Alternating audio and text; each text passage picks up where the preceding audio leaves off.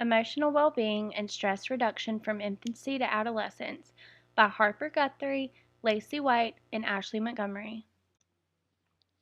You never want to think that a child is under stress, but the reality of it is we experience stress throughout our lives beginning in the womb. We will discuss common stressors for each age group and the best proven methods to reduce stress. Have you ever noticed a particularly unhappy baby, an infant who just can't seem to stop crying? Infants experience stress, and if not corrected, stress in infancy can have lifetime consequences on the brain and its development.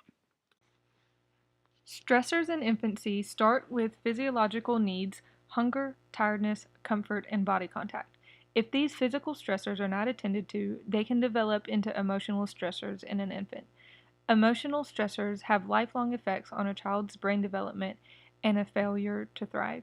Some parents use crying it out as a means to solve excessive crying in their infant, but in reality, they could be causing more harm than good.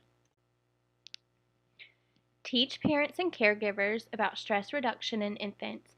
New parents, especially, need more education on caring for their baby's well being. A few of the things to teach them is the importance of bonding, schedules, baby talking, and skin to skin contact. Toddlers tend to experience more stress than infants. A common way that stress is expressed is through tantrums. The terrible twos could be a child's reaction to stress. Common stressors for toddlers are being separated from parents, home life, and being ill. Indicators that need to be watched for are poor verbal skills, attention problems, physical aches such as headaches or stomach aches, poor sleep habits, and bedwetting. Parents of toddlers should be taught to help reduce their child's stress. Some of the best ways to do this is first to be aware of behavior changes and try to find a pattern in their behavior. Teach them to express their feelings with words and speak to them in a calm, soothing voice.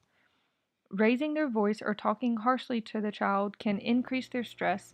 Lastly, providing a child with reassurance can greatly improve negative emotions. Once a child gets to preschool age, there are a lot of new things that can cause stress. However, the main cause of stress in preschoolers is fear. The primary or most common stressor is fear. Their fears can be real or imagined.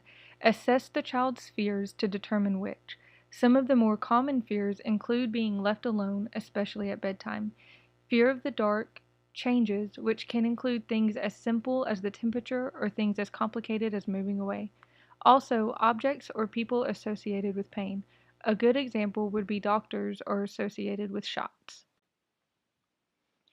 Teaching parents the importance of implementing practical solutions, such as using a nightlight for fear of the dark, helping the child conquer their fears, being with them as they face their fears, and modeling, letting them see someone doing something that scares them so they can see that everything is going to be okay. The best method to reduce stress is prevention. One way to do that is to inform them of any anticipated change on a short term basis. Also, creating and sticking to a schedule helps greatly reduce stress. As children grow, so does their stress. Conflict within the family, conflict within interpersonal relationships, being that of disagreements with friends or family members, and socioeconomic status, which all further problems at school, primarily with bullying.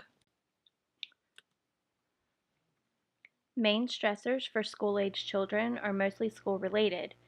The demands from teachers and parents, standardized testing, peer pressure, extracurricular activities, and bullying. They are often overcommitted in their extracurricular activities, which causes stress to meet expectations in all things school related. To reduce the stress of school-aged children, parents, teachers, and healthcare providers must work together to recognize the signs of a stressed child. After identifying the stressor, the child should be reassured that they are safe and encouraged to express their feelings. Open and honest communication is a key component to making the child feel safe. Children ages 7 to 12 are capable of identifying physiological indicators of stress such as muscle tightness, fast heart rate, jittering, and difficulty breathing. They should be taught to recognize these symptoms and how to manage the stress that is causing the symptoms. A few effective ways to manage the stress is to use relaxation techniques or blow off steam through physical activities. Adolescents' emotional states can change from considerable maturity to childlike behavior. One minute they are exuberant and enthusiastic, the next minute they are depressed and withdrawn. They should now be able to observe and use effective coping strategies from others and adopt them for their own use. Teenagers are better able to control their emotions in later adolescence. Some of the main stressors among adolescent children are puberty, peer pressure, developing a self identity, sexuality, role expectations, academic pressures, relationships, present and future role and career planning. The combination of all of these stressors can sometimes feel like too much for an adolescent.